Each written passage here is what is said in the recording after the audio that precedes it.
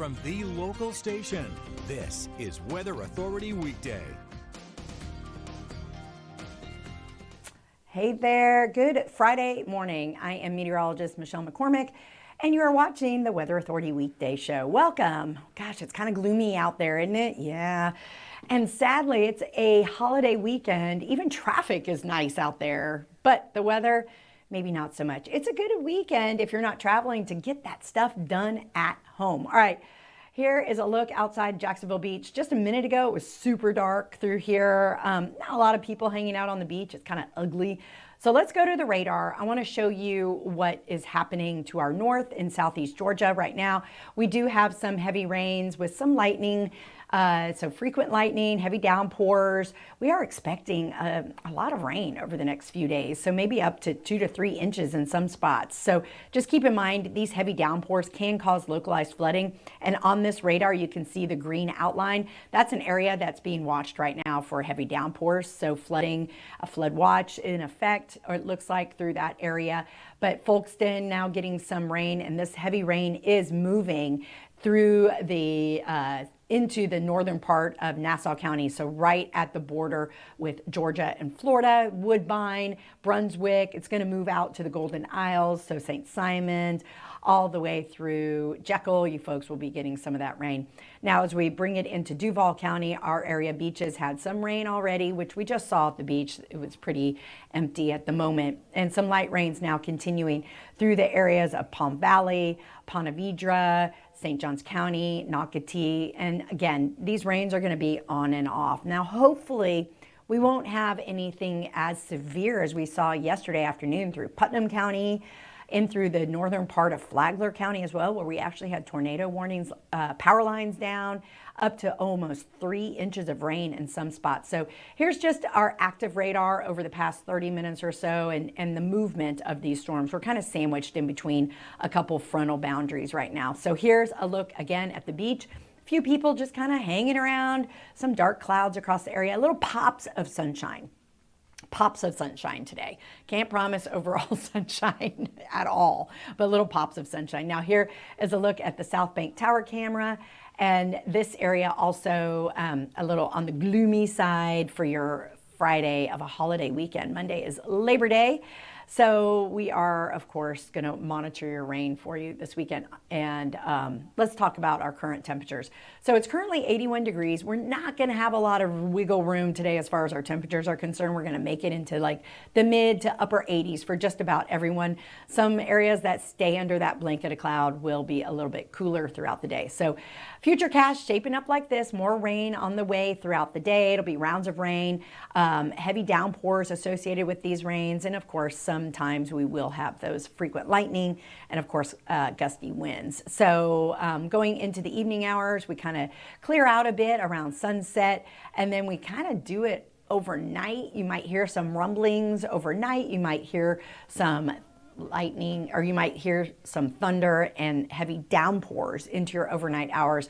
And then tomorrow, 1:30, this is in the afternoon. Again, plenty of clouds.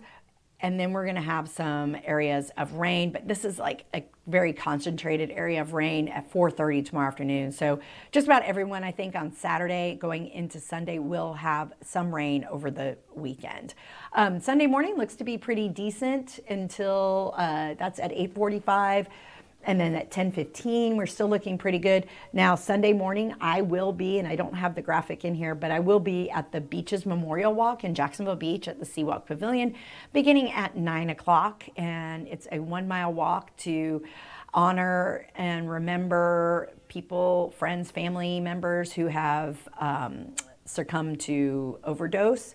Katie will be in here doing the weather for you, but if you want, the walk is free. Come on out to the Beaches Pavilion for that. Jumbo Shrimp in town all weekend. Could see some rain delays through this, but pack a poncho for every one of these games over the next 3-day weekend. It's going to be a rainy one at the ballpark, I believe. All right, so the forecast shaping up like this. Here's your 7-day forecast. Look at the temperatures, though. Lows in the 70s. Our average low for this time of year is 73, but our average high for this time of year is around 91. And so we're a little bit below that as we go into the first week of September.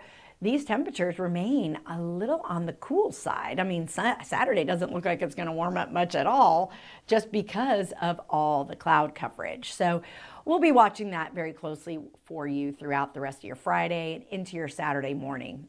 All right, let's talk about the tropics. Here's what we're currently looking at right now.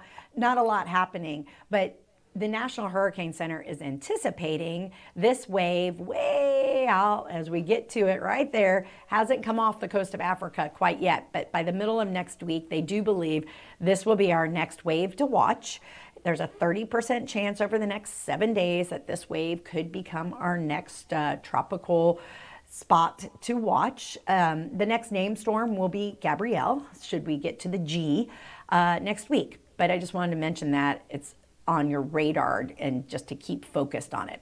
But I also want to remember 20 years ago today, Hurricane Katrina hit the Gulf Coast of the United States, and most notably the New Orleans area. We have some amazing video that we found. Our photographer, Judd, found this in the archives that we're going to share with you, and you all might recognize this young lady. Nowhere to go. They found an abandoned house. Casey Black, now known as Casey DeSantis, the governor's wife, First Lady of Florida, was a reporter here in Jacksonville, and she was sent to Biloxi, Mississippi during the storm of Katrina.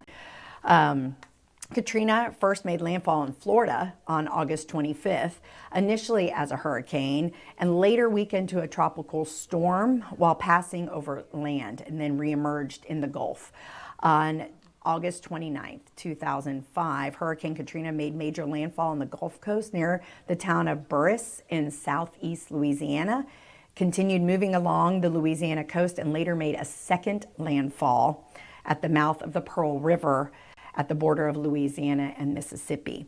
So Hurricane Katrina most notably broke the levees in New Orleans, which led to the catastrophic flooding throughout the entire city. This is one of those events that you remember where you were when it happened.